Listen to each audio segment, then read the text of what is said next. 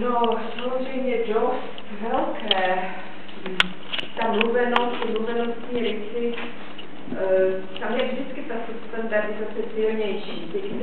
Jako, tam, kde se hovoří, lze očekávat daleko výraznější standardizace, než tam, kde se píše. Ale přece jenom, už i v tom starém textu upozornil na to, když si říkal s Domchem, čeština bez příkras tehdy v knižní podobě vlastně ukazovali, jak podle jejich názoru obecná čeština proráží i do psané podoby a že by bylo užitečné kodifikovat vlastně některé rysy obecné češtiny.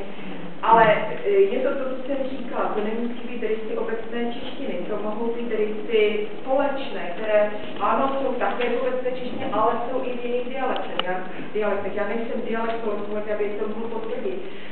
Já uvedu jenom drobný příklad.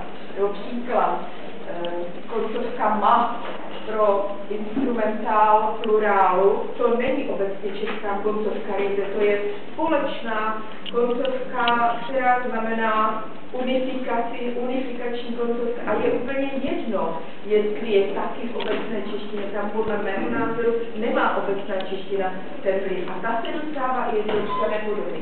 Ta třeba proráží nejen v tom ústním vyjadřování, ale dostává se do psaných textů, stále česky.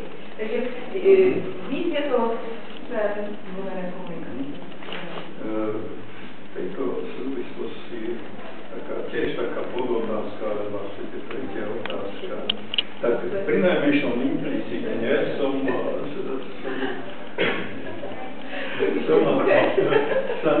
mi zdalo, že vo vašom výklade zaznievala možnosť uvažovať o dvoch normách. Kde si to bolo pri najmenšom pod povrchom textu táto idea? No to byla dvě prismata